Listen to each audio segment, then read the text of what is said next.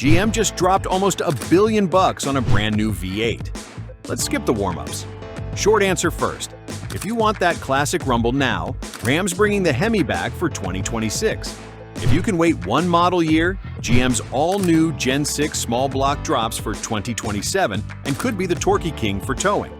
And if you want the dependable, mod-happy middle lane, Ford's Coyote 5.0 keeps doing what it does, loud enough to smile, sane enough to daily. That's the map. Now let's get into why. Everybody wrote obituaries for the V8. Then customers refused to attend the funeral.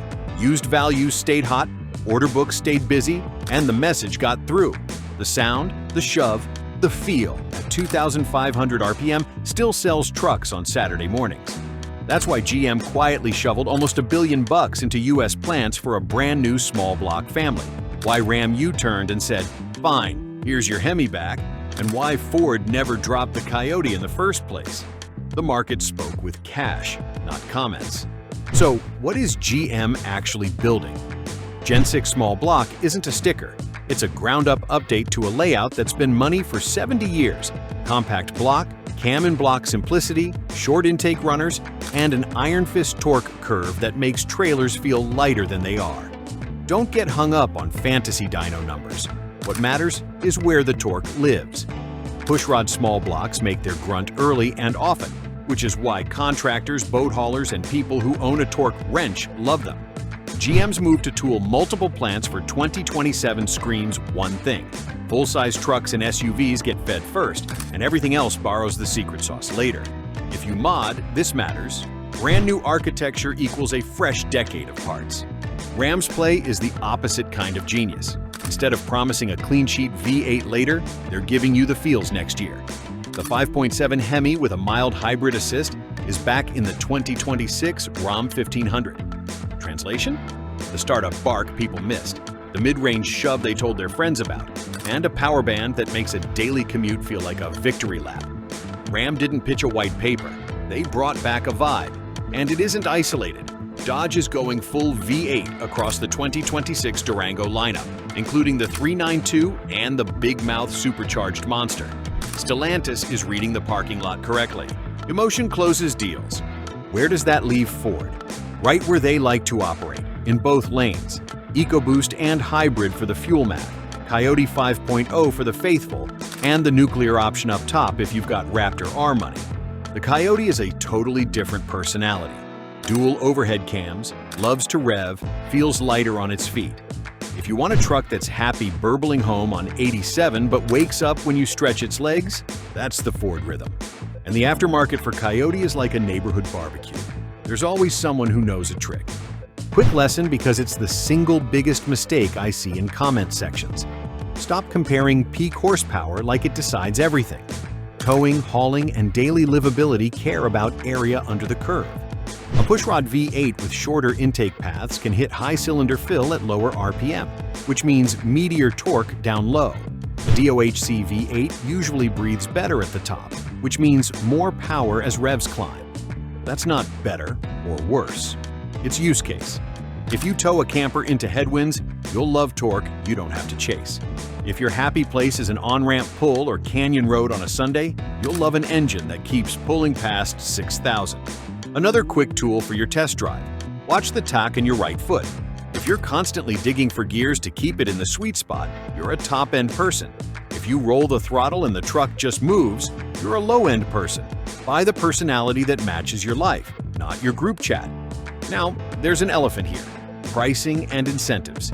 Engines don't just win on torque curves, they win in monthly payments. The first brand to bundle a V8 with the right tow package and knock a couple grand off with loyalty or regional cash grabs a ton of buyers who were leaning hybrid. This is the quiet weapon in the next 12 months. And if you're thinking resale, V8s with proper towing gear and clean service histories have been holding value disgustingly well. People want them. Used markets show it. Mini transformation moment. You can now look past the brochure and make a smarter call in 30 seconds. If low RPM grunt and long-term parts supply matter, wait for GM's Gen 6. If you want a plug-and-play soundtrack next year with a proven feel, grab the 2026 Ram HEMI. If you want a balanced daily that likes to sing and has a massive DIY community, stick with Ford's Coyote. You're no longer shopping hype, you're shopping fit. All right, big aha was right there. So, quick favor. If straight talk like this helps you dodge bad buys, subscribe so you don't miss next week's part 2. I'm breaking down real ownership math, fuel, maintenance, insurance, and projected resale, because the cheapest truck to own is never the cheapest truck to buy. Back to the brawl. Let's talk engineering bets, because they explain the brand personalities. GM is doubling down on small block fundamentals, compact packaging, less valve train mass, and the kind of thermal management that keeps oil happy under load. That usually means easy cooling, easy serviceability, and tuning headroom without needing a PhD. Don't be surprised if the first calibrations prioritize towing manners. That's where truck buyers notice refinement immediately. Ram is selling the experience. The Hemi's charm is the way it mixes immediate tip-in response with a soundtrack your neighbors pretend to hate. With a mild hybrid assist, expect smoother restarts, a cleaner idle stop, and a little torque fill that makes the truck feel more expensive in traffic. It's not a lab experiment, it's just pleasant. And pleasant is underrated when you're stuck on I-95 on a Friday. Ford is the straddler. The Coyote gives the lineup a legitimate muscle heartbeat, while EcoBoost and Hybrid shoulder the fleet MPG. That split keeps the brand nimble. Some buyers will never love turbos. Some buyers will never pay the fuel bill for 8 cylinders. Ford can tell both groups, we've got you. Let's tackle a couple myths quickly. V8s are dead because of regulations. Not really. They're fewer, and they're smarter. Cylinder deactivation, tighter combustion, better cooling, and smarter transmissions let a modern V8 loaf at 1,400 RPM at 75 miles per hour. And if you're doing short in-town hops, the difference between a healthy V8 and a small Turbo 6 might not be as dramatic as you think. Driving style dominates. Another myth, hybrids kill resale for V8s. Check used prices. There's room for both. The market is simply bigger than it used to be. Which one would I buy? If I needed to hitch a boat every other weekend and keep it 10 years, I'd wait and try Gen 6 the second it hits. Because brand new architecture usually brings a wave of aftermarket, and I like trucks that age into their prime.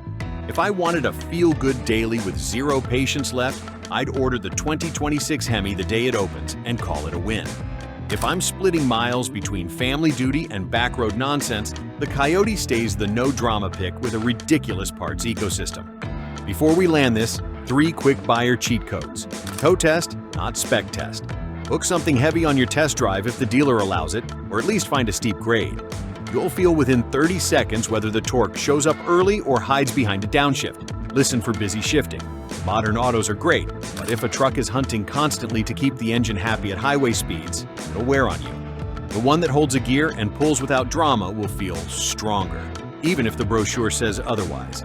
Think about your driveway, not YouTube comments. If you park on a hill, if you tow in heat, if your commute is stop and go, those realities pick winners faster than dyno sheets. Bottom line, the V8 never died, it reorganized. Ram is giving the crowd what they missed right now. GM is lining up a fresh decade of small block torque starting 2027, and Ford kept the faith while playing the fuel economy game better than most. Next week, we'll do the boring part that actually saves you money. Fuel, maintenance, incentives, insurance, and used values, so you can buy the truck that's best for your life and your wallet. If that sounds useful, hit subscribe and bring a friend. This channel is for people who'd rather talk real world than rumor mill. Drop your use case below, daily driver, tow boss, or mod until my spouse notices, and tell me which V8 team you're on. I read the comments like service manuals.